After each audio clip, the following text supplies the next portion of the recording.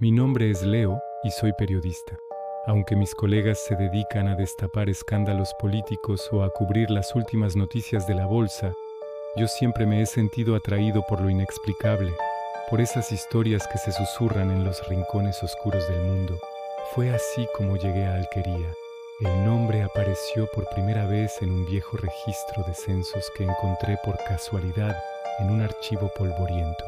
Lo que llamó mi atención no fue el pueblo en sí, sino las edades de sus habitantes. Nombres que se repetían década tras década, pero cuyas edades apenas cambiaban. Ana, nacida en 1890, figuraba con 25 años en el censo de 1915. En el de 1950, la misma Ana seguía teniendo 25 años. Era imposible, una anomalía que gritaba ser investigada. Armado con mi grabadora y una buena dosis de escepticismo, conduje por una carretera secundaria que parecía no llevar a ninguna parte. El pueblo apareció de repente, como si brotara de la tierra. Casas de piedra con techos de pizarra, jardines cuidados con una precisión casi obsesiva. Todo era perfecto, demasiado perfecto. El aire estaba extrañamente quieto, sin el bullicio habitual de un pueblo. No había risas de niños, ni ladridos de perros, ni el murmullo de conversaciones. Solo un silencio denso y expectante. Aparqué cerca de la plaza central. Un grupo de personas estaba sentado en los bancos, disfrutando del sol de la tarde. A primera vista, parecían tener entre 20 y 30 años. Rostros lisos, cuerpos ágiles. Me acerqué a una mujer de cabello castaño que regaba unas macetas de geranios. Su nombre, según me dijo, era Elena. Le pregunté por la historia del pueblo. Sonrió, una sonrisa educada pero vacía. Habló de tradiciones, de la vida tranquila, de la belleza del valle. Sus respuestas eran amables, pero increíblemente vagas. Era como hablar con un contestador automático programado para la cordialidad. Cuando le pregunté por su edad, su sonrisa se tensó ligeramente. Aquí en Alquería no le damos importancia a esas cosas, dijo antes de volver a sus flores. Pasé el día entrevistando a otros habitantes. Todos compartían esa misma belleza juvenil y esa misma evasividad desconcertante. Sus historias personales eran un lienzo en blanco. Hablaban del pueblo como una entidad colectiva, pero nunca de sus propias vidas, de sus sueños, de sus amores o de sus pérdidas. Me contaban anécdotas que podrían haber ocurrido ayer o hace un siglo, sin ninguna referencia temporal concreta. Y luego estaban los detalles extraños que empecé a notar. No había ni una sola foto familiar en las casas que visité. Ni una. Ni retratos de boda, ni imágenes de niños, ni abuelos de rostro arrugado. Hablando de niños, no había visto ni uno solo, ni un cochecito, ni un triciclo, ni el eco de un juego en el patio de una escuela que, por cierto, tampoco existía. Tampoco había cementerio. Cuando pregunté por ello, me respondieron con una lógica escalofriante: nadie muere aquí. La extrañeza se convirtió en una opresión en mi pecho. Lo más inquietante era su mirada. Todos la tenían. Unos ojos claros, profundos, pero completamente desprovistos de emoción. Eran como hermosos estanques de agua cristalina sin vida en su interior. Mirarlos era como asomarse a un abismo. No había chispa, ni alegría, ni tristeza. Solo un vacío pasivo y vigilante. Me sentía observado. No por individuos, sino por una conciencia única que habitaba en cada uno de ellos. Decidí quedarme a pasar la noche. La única posada del pueblo, regentada por un joven llamado Daniel, era tan impecable y silenciosa como el resto de Alquería. Daniel me asignó una habitación y me deseó buenas noches con la misma sonrisa vacía que ya me resultaba tan familiar.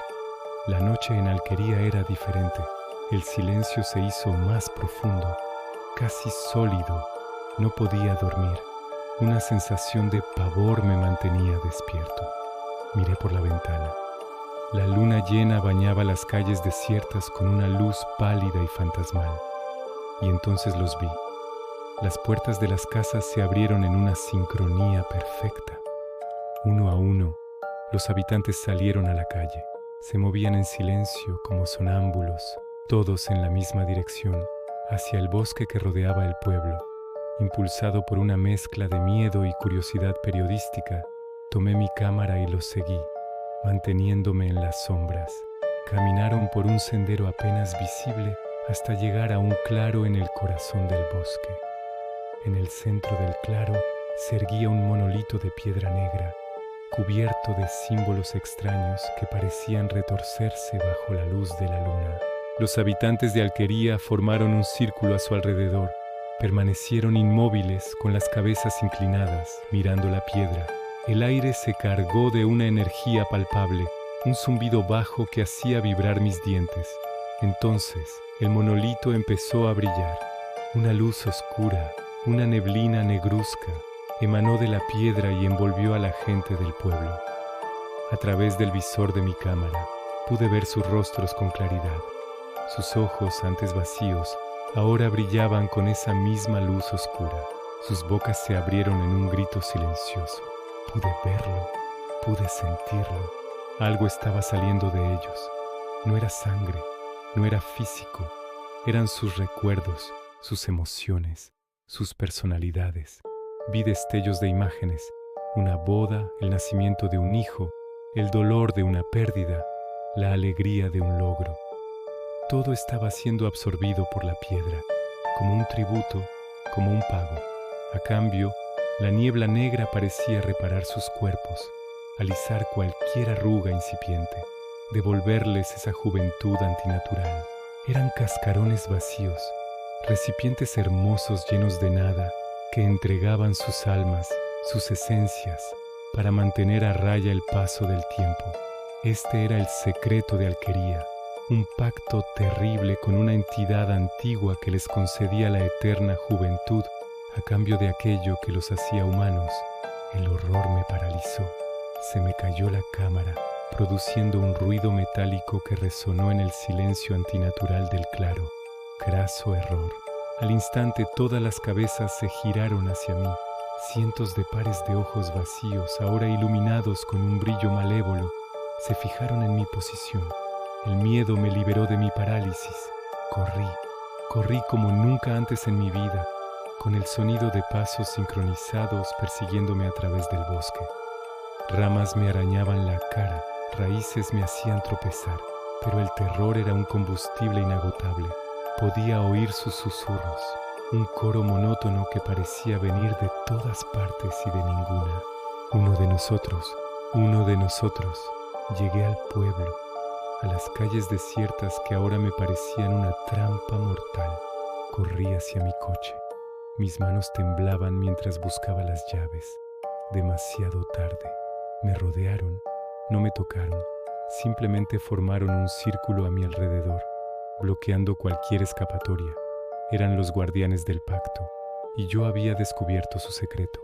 Miré sus rostros, la sonrisa vacía de Elena, la cortesía mecánica de Daniel.